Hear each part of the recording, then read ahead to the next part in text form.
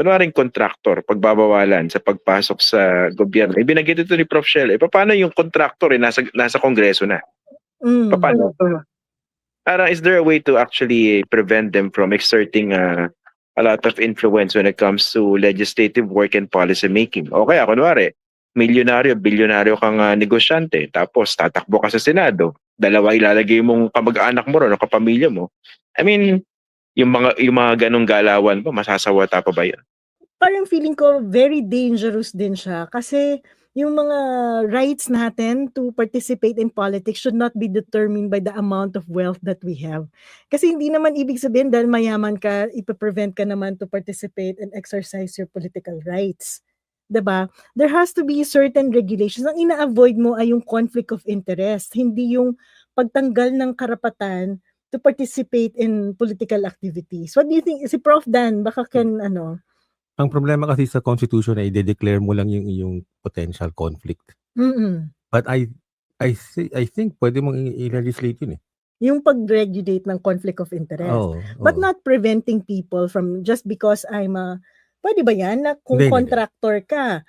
Pero kung wala ka na, kung bawa, you own a construction company, hindi pwedeng blanket that all construction company owners are prohibited from joining party list. Kung malinaw naman na halimbawa, puro private businesses puro private construction yung ginagawa mo, hindi naman public. Bakit bawal yun?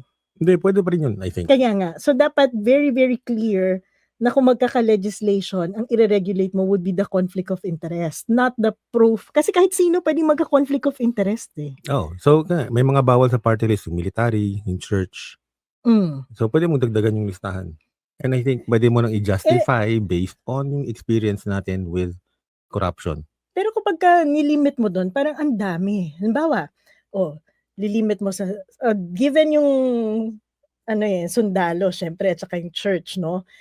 Construction company, nagsusupply din ng gamot sa gobyerno, pagbabawal mo din ng mga pharmaceutical companies, nagsusupply din ng t-shirt sa gobyerno, pagbabawal mo garment companies, diba? And then it becomes overreaching na in terms of sino ba itong mga, pero di ba dapat ang pinagbabawal mo ay hindi yung mga individuals, kundi yung act. So, dapat kung magre-regulate ka, magmi-minimize yung conflict of interest kasi anyone has potential to have conflict of interest. You can have a combination or, sige, pwede mong i-specify yung acts na gusto mong i-regulate.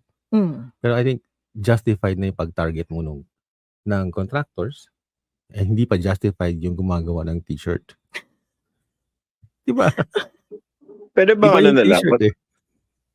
Pwede ba kunwari ganito, no? I agree kasi nga pag naglagay ng blanket legislation, baka naman yung mga basic rights ng isang individual para mag-hold ng isang public office, kumbaga makikitil. No? Ito example na lang. Kunwari, issue kay Chis Escudero. Aminado siya, tumanggap siya ng campaign funds to the tune of magkano ba? 30 million lang naman, di ba? Sa isang government contractor.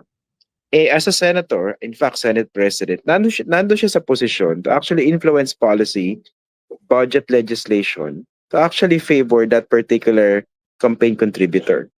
Ano ba yung mga paraan na pwedeng i-adapt doon sa budget process para kahit hindi pagbawal actually bawal naman ito, no? Yung pagtanggap ng campaign contribution from such a government contractor. Pero yung point, when it comes to focusing on the act, ano ba yung mga dapat ilagay na safeguards sa proseso ng legislation para mas mahuli o maliwanagan yung taong bayan kung sino yung mga ganitong politiko na pwede nag-i-insert ng mga limpak-limpak na budget to favor certain people that actually supported them. Ikaw yan. ang naiisip ko is for the public to be able to check kung sino yung mga contractors na pumapasok sa gobyerno. Kaya kanina sabi ko nga, madaling policy na pwedeng gawin ni Presidente Marcos bukas, gawing public yung lahat ng information sa PhilJeps. Kasi sa PhilJeps, nandun lahat ng basic profile ng bidders ng lahat ng project ng gobyerno above 500,000. So kahit na yung mga publisher ng books ni Secretary Mina, alam mo ba, may book siya, dapat ini-interview mo yon. Oo, yung niya, mga relevant public policy speeches niya. Gusto ko malaman magkano ginastos ng gobyerno sa publication ng mga speeches niya. malalaman natin yon kung public yung information sa PhilJeps, 'di ba? Nakalagay doon gaano ka halaga, yung halaga ng project, sino yung bidder, ano yung profile ng company niya, ano yung mga current and past government projects na ginawa niya, ano yung financial capability niya to do these projects.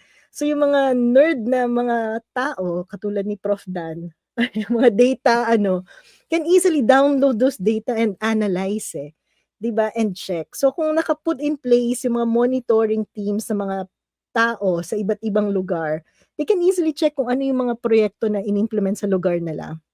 Kasi yung PhilJeps has to be used by everyone in government. So ang daming impormasyon agad nun to check, 'di ba? It's really for me ang hirap nung minsan yung parang pag nilimit mo lang ng nilimit, parang nagiging inflexible na yung gobyerno to the extent na baka nga natatrample na yung rights versus yung, 'di ba? Oh, tsaka minsan nakikita kong problema rito pag may malalaking issues na ganyan, parang napaka ad hoc ng approach ng gobyerno. Bubuo ng task force o maglalagay ng website isumbong mo sa pangulo. Pero parang kulang yung pag-institutionalize ng mekanismo para kahit wala dyan yung leader ngayon, gugulong yung proseso na yan para maiwasan yung mga ganyang nakawan, di ba? Exactly. Ano yung mga yan? FOI law, tagal na nakapending. SALN.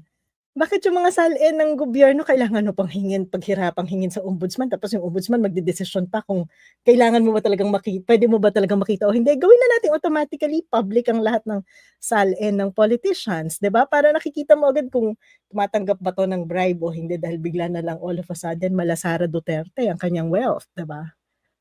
Meron akong isang comment lang. Ano? Constitutionally, you have no right to run for public office. So wala kang ika-trample sa public right. office. So pwede mong ilimit kung sino mga pwedeng mag-run sa public office.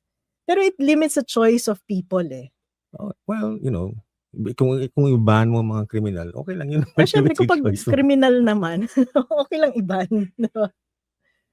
Diba? Pero yun nga ang dami sana mga konkreto na ang dali-daling pwedeng gawin ng Pangulo. Pero bakit hindi yun nung nagagawa? Tapos nag-show and tell lang and very targeted yung mga I have nothing, I mean, sure ma-feature si Joel Villanueva or si Chis Escudero. Bakit sila lang dalawa? 'Di ba? So it makes everything so political, target, you will question the motivation.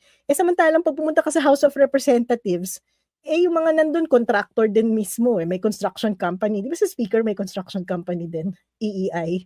Di ba sa kanya yun? I think you have to check the SEC registration, di ba? But it's public knowledge. At least most of the people knew na ang EEI ay kay speaker. Di ba? So, I mean, yung mga ganyang information, bakit hindi lumalabas at nadidiscuss din? So, napaka-limited. And then it makes you question, what is the agenda or what is the reason behind all this show and tell of the president? Is it really just to boost his public approval? His sagging popularity. That's it. Ako, I'm willing to give the president the benefit of the doubt na baka naman natauhan at kailangan niya nang mag-isip ng kanyang ligasiya, lalo't napakabantot ng pamilya Marcos, di ba? Baka naman gusto niya nang gawin yung tama for the remainder of his administration. I'm willing to give him that. Pero hindi pwedeng yung binabanggit niya ni Smiling Assassin, hindi pwedeng hindi siya komprehensibo at hindi siya yung targeted, 'di ba? Yeah. Kasi baka naman magsasample ka lang ng isa pero ibang mga magnanakaw at mga kawatan o mandarambong makalulusot. Mangyayari lang yun pag talagang pinagana natin yung mga institusyon at hindi naging selective yung justice, 'di ba? Tapos ito babanggitin ko na sa mga viewers natin kailangan bigyan natin yung credit where credit is due. Bigyan natin to kay Smiling Assassin dahil siya yung walang kumpay na nagpapaalala sa atin ng open infra tsaka transparency dito sa budget process. Ito mga nagmamagaling natin mga senador at mga kongresista, biglang all of a sudden, inaangkin. Okay lang naman yung kay Prof. Shelo, ako na nagsasabi na mapag-usapan namin yan. Pero at sa akin lang, ba't parang bigla kayong naging paragons of virtue ngayon? Hindi naman rocket science yung budget transparency, di ba? Ilang budget cycles yung pinagdaanan natin, ba't hindi nyo naiisip yan, di ba? Ngayon, ang next question ko sa inyo, kunwari sa'yo, Prof. Shelo, Ano ba yung gusto mo makita no sa budget process? Kasi ang dami nagpapapogi ngayon eh. Pati si Speaker Romualdez, biglang all of a sudden, naging champion ng budget transparency. Diba? Actually, yung isa kong organization, yung Social Watch Philippines, nagsulat na ng letter sa Kongreso para sabihin na nagwi-withdraw na sila dito sa participation sa budget process. Kasi nga, si Speaker, di ba, nagpa-consultation pa, ibigay na ngayon ng spasyo para sa participation. Noon pala yung participation, mag-o-observe ka lang. So mag-a-attend ka doon, tapos manonood ka. Ang Observer sinasabi lang? natin, oo. Paano pag may nakita ka, hindi ka pwede pumito? Hindi, oo. Manood ka na lang sa YouTube, diba? But that's the point. It has to be meaningful. And the idea of civil society participating in the budget process, ang ibig sabihin po natin na dapat nagkakaroon ng pagkakataon magsalita. 'Di ba? Mag-present din ng ibang perspektibo tungkol sa budget, magtanong kung may nakikitang pagkukulang, pagkakamali, mag-suggest ng mga reforma. Pero kung walang espasyo para sa meaningful participation, magdadalawang isip ka tuloy. Kung ano tong binibigay na to, baka naman tokenism lang at gagamitin ka lang rubber stamp para sabihin na, ayan ha, nag-participatory budgeting na kami. But it's not genuine. So, minsan, while you want to maximize yung mga ganitong spaces, you also need to know when to walk away. Kasi baka magagamit ka lang. Unless, genuine yung ginagawa nilang participatory budgeting talaga. Pero yeah, when you say transparency, how transparent should it be? Ano yung mga dapat makita every step of the way? Kunwari, ito lang. Paano ba i-declare kung sino yung malalaman ng publiko? Kung sino talaga yung yung senador o kongresista na nag-insert. Diba yung nagpalobo ng mga allocations from the NEP, tsaka dun sa BICAM, tsaka dun sa small committee? Oo, kaya dapat lumalabas talaga yung mga minutes na yan na nakalagay yung pangalan. Yan yung hinahanap ni Congressman Chanco, 'di ba, ng mga small committee na nag-workshop na biglang nag-change na from the NEP to the GAB tapos to the BICAM. Dapat may mga report talagang ganun na nakalabas yung mga pangalan kung sino yung accountable na senador na nag-change ng mga figures na yon. And I think that was what Senator Ping Lacson was suggesting nung they discussed resolution number 4, yung joint resolution number 4. Although yung joint resolution number 4 na yun, transparency lang sa budget. Yung isang joint resolution na pinupush sana natin, na final nila Congresswoman